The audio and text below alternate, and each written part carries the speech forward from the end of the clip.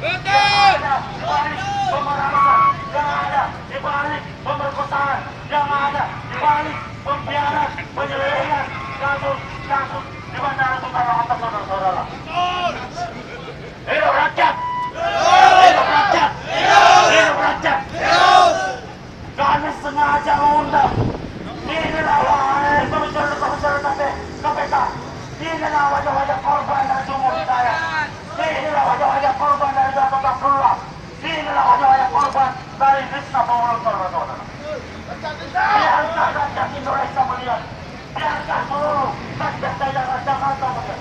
Biarkan para melihat bahwa masih banyak korban-korban yang dilakukan oleh Sumur Hidayat, yang dilakukan oleh Gatot Abdullah, yang dilakukan oleh Lisna sebagai deputi perlindungan.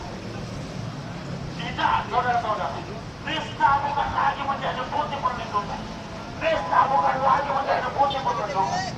Dia keok dari seluruh pemerasan. Dia keok dari seluruh pemerkosaan.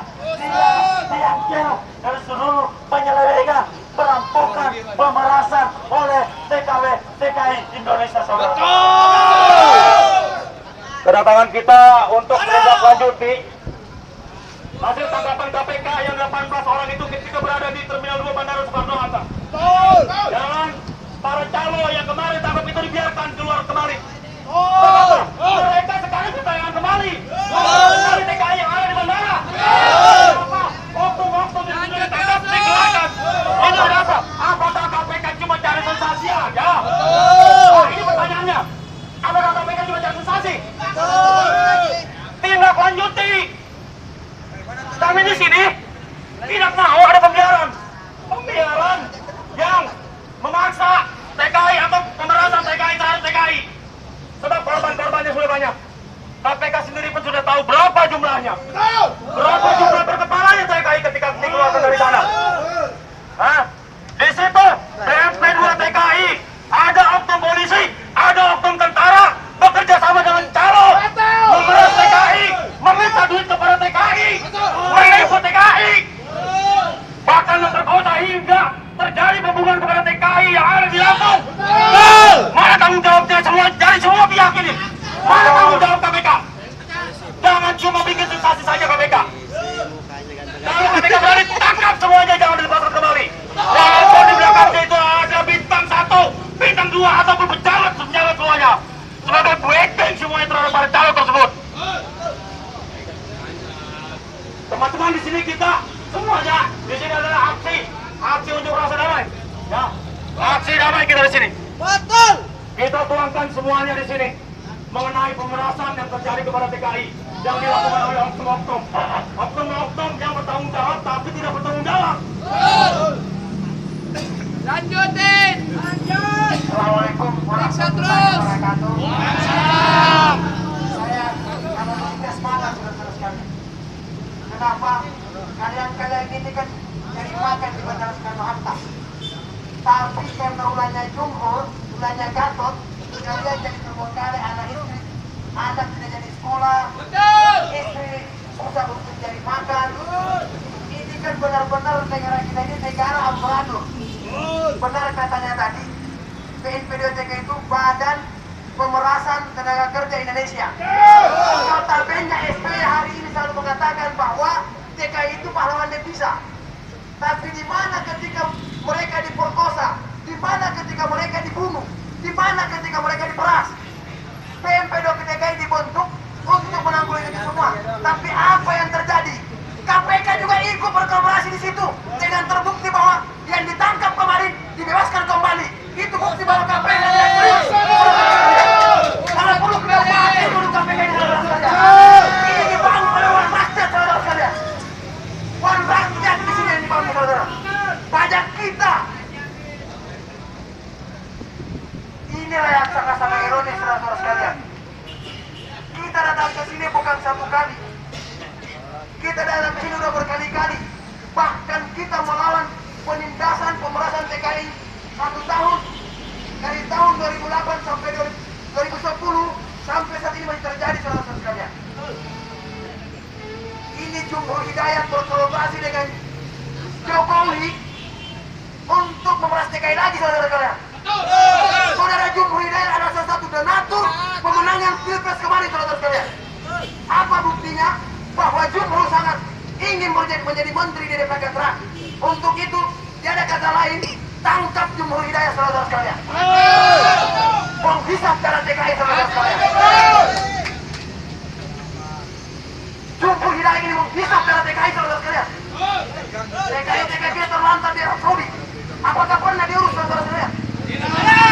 Usut kembali. Saudara-saudara, keluarganya Jumhur Hidayat membuka money changer sampai puluhan di Bandara Soekarno-Hatta. Di mana keadilan saudara sekalian? Sementara untuk kita berusaha di sana selalu dihalangi oleh oknum-oknum BPD TKI.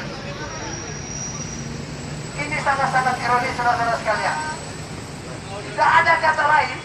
Hari ini kita menuntut ke KPK bahwa tindak lanjuti hasil sidak dan temuan waktu sidak di Bandara Soekarno-Hatta kemarin saudara sekalian.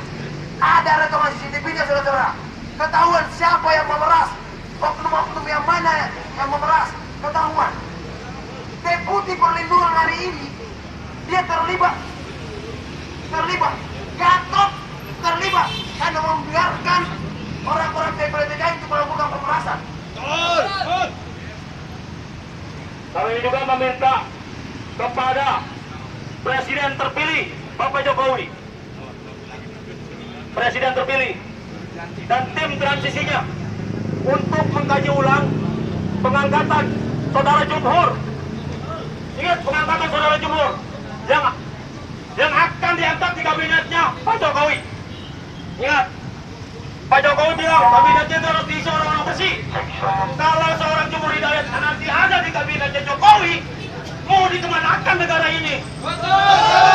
Mau dikemanakan nanti perlindungan kepada TKI-nya? Yang ada malah pemerasan TKI-nya ini tetap berkelanjutan. Bahkan bisa dibilang nanti itu ada upaya-upaya yang akan untuk mengertikan semuanya agar mereka memeras itu dilindungi oleh undang-undang. Sekarang pun sudah terbukti. Ya kan, kebanyakan para pemain itu memeraskan dan dilindungi oleh Permen nomor 16 tahun 2012. Ingat, Permen pun ini harus dikaji ulang. Kenapa?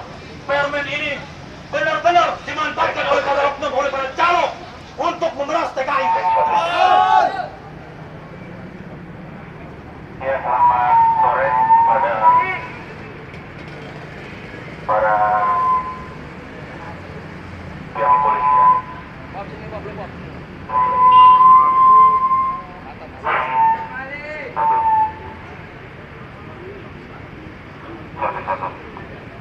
Ya,